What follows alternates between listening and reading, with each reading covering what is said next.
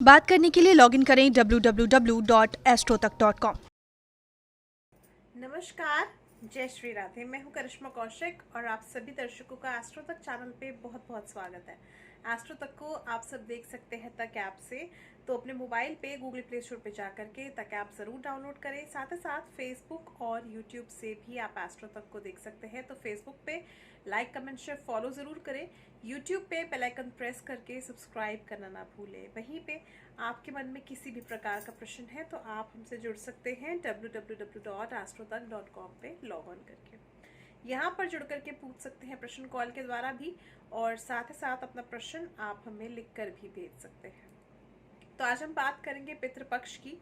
पितृपक्ष चल रहा है और पितृपक्ष आरंभ हो गया है 21 सितंबर 2021 से, और ये जो पक्ष रहेगा ये रहेगा 6 अक्टूबर 2021 तक। यानी अगर आप तिथि की बात करें तो तिथि जो रहेगी आश्विन मास के कृष्ण पक्ष की प्रतिपदा तिथि से लेकर के अमावस्या तिथि तक रहेगी। ये जो समय रहेगा पितृपक्ष के नाम से जाना जाता है। तो इस दौरान जो है बहुत सारे ऐसे काम होते हैं जो वर्जित माने जाते हैं, क्योंकि इस दौरान कहा जाता है कि यमलोक में से पितृ जो हैं वो धरती पर आते हैं, हमारे साथ इन 15 दिनों के लिए रहते हैं और साथ साथ हम इनको प्रसन्न करते हैं। अगर ये हमसे नाराज हो जाते हैं तो कहीं ना कहीं पितृ दोष जैसी समस्या हमारे जीवन में आनी आरंभ हो जाती है, हमारे कामों में अड़चन विघ्न आना आरंभ हो जाता है। तो पितरों को प्रसन्न करना बहुत अधिक आवश्यक होता है। इसीलिए ये जो समय माना जाता है ये बहुत ज़्यादा धूमधाम से कोई भी शुभ कार्य मांगलिक कार्य करने का समय नहीं माना जाता है। इस दौरान हम अपने पितरों का तर्पण करते हैं, श्राद्ध करते हैं, उनको प्रसन्न करने का प्रयास करते हैं।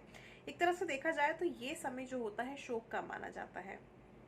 इसीलिए इस दौरान जो है किसी भी तरह का मांगलिक कार्य नहीं करते हैं, और कोई भी ऐसी नई वस्तु घर में नहीं लेकर के आते हैं। कोई बहुत इंपॉर्टेंट आपका कुछ काम है वो चीज़ नहीं करते हैं, कोई भी नई चीज़ प्रारंभ नहीं करते हैं।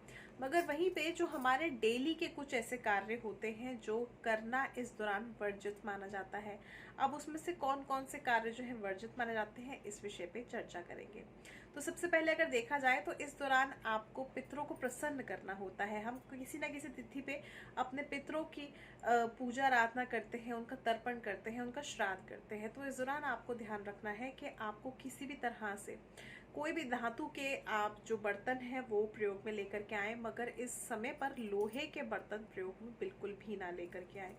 लोहे के बर्तन जो है प्रयोग में लाने वर्जित माने जाते हैं। इस दौरान लोहे का प्रयोग नहीं करना चाहिए, नहीं तो आपको और आपके पितरों को दोनों को ही समस्या उत्पन्न होती है, जिससे कि आपके पितृ जो हैं आपसे अप्रसन्न होते हैं और कहीं ना कहीं आपके जीवन में बाधाएं आनी शुरू हो जाती हैं। इसके बाद अगर हम बात करें दूसरी चीज़ की, तो इस दौरान जो है आपको इस समय पर ब्रह्मचार्य का पूरी तरह से पालन करना चाहिए। इस दौरान जो है अगर देखा जाए पितृ हमारे पूर्वज होते हैं, हमारे बड़े होते हैं, तो उनका लिहाज करके हमें इस समय पर जो है ब्रह्मचार्य का पूर्ण रूप से पालन करना चाहिए, ताकि हमारा मन जो है इधर उधर ना भटके। वहीं पे अगर तीसरी चीज़ की बात करें, इस दौरान जो है सात्विक भोजन का आपको जो है सेवन करना चाहिए, क्योंकि सात्विक भोजन से भी कहीं ना कहीं हम अपने पितरों का भोजन बनाते हैं तो सात्विक ही बनाते हैं, उनका श्राद्ध करते हैं सात्विक भोजन से ही करते हैं। तो इसीलिए इस समय पे लहसुन प्याज का सेवन या फिर मांस मदिरा का सेवन करना वर्जित माना जाता है। तो सात्विक भोजन ही करना सबसे अधिक सर्वश्रेष्ठ रहता है। वहीं पे अगर हम बात करें तो इस दौरान किसी भी तरह से अपने आप को ग्रूम करना, जैसे दाढ़ी बनवाना, हेयर कट लेना, या अगर देखा जाए तो किसी भी तरह से अपना ग्रूमिंग जो चीज़ें होती हैं ग्रूमिंग में आती हैं, उन चीज़ों को इस समय पर अवॉइड करना चाहिए, उन चीज़ों को वर्जित माना जाता है इस दौरान। क्योंकि ऐसा कहा जाता है कि आप अपने पितरों की तरफ पूर्ण रूप से ध्यान दें। वहीं पे इस दौरान जो है इत्र का प्रयोग करना भी, यानी सुगंधित चीज़ों का या इत्र का प्रयोग करना भी वर्जित माना जाता है। इसके अलावा इस दौरान जो है आपको किसी भी तरह की नई वस्तुओं का भी शॉपिंग करना, खरीदारी करना वर्जित माना जाता है। इस दौरान किसी भी तरह की नई वस्तुएं नहीं खरीदते हैं। अब आप ये सोचेंगे कि ऐसी चीज़ें हैं कि हम डेली लाइफ में ये चीज़ें करते हैं तो ये सब क्यों वर्जित माना जाता है। बल्कि अगर देखा जाए तो एक चीज़ सबसे अधिक इम्पॉर्टेंट ये भी है कि इस दौरान जो है हम तेल का सेवन भी नहीं करते हैं। यानी अगर सरसों का तेल जो है हम अपने शरीर पे लगाते हैं, बालों में लगाते हैं, या उसका प्रयोग करते हैं तो शरीर पे इस समय पर या बालों में सरसों के तेल का या किसी अन्य तरह के तेल का प्रयोग नहीं किया जाता है। अन्य तेल का प्रयोग एक तरह से फिर भी आप कर सकते हो, मगर सरसों का तेल का प्रयोग इस समय पे वर्जित माना जाता है, क्योंकि पितरों की पूजा में, उनके तर्पण में सरसों का तेल का प्रयोग किया जाता है।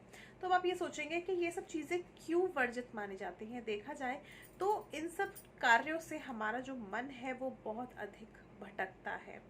हम कहीं ना कहीं उत्साहित हो जाते हैं, मूड स्विंग्स होना या कहीं ना कहीं माइंड में न्यू थॉट्स आना, तो ये सब चीज़ें ना हो। हम अपने पितरों को प्रसन्न कर सके, उनकी तरफ हमारा ध्यान जो है पूरी तरह बना रहे, इसलिए ये सभी कार्य जो है वर्जित माने जाते हैं। इस दौरान इसलिए किसी भी तरह का मांगलिक कार्य नहीं किया जाता है। इस समय पे केवल आप अपने पितरों का आशीर्वाद लें ताकि आपके जीवन में किसी भी तरह की बाधा ना आए।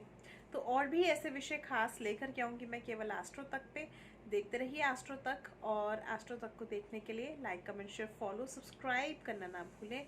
मुझसे जुड़ने के लिए www.astrotak.com पे लॉग ऑन करना ना भूलें। तो मैं आप सभी से लेती हूँ इजाज़त। नमस्कार, जय श्री राधे।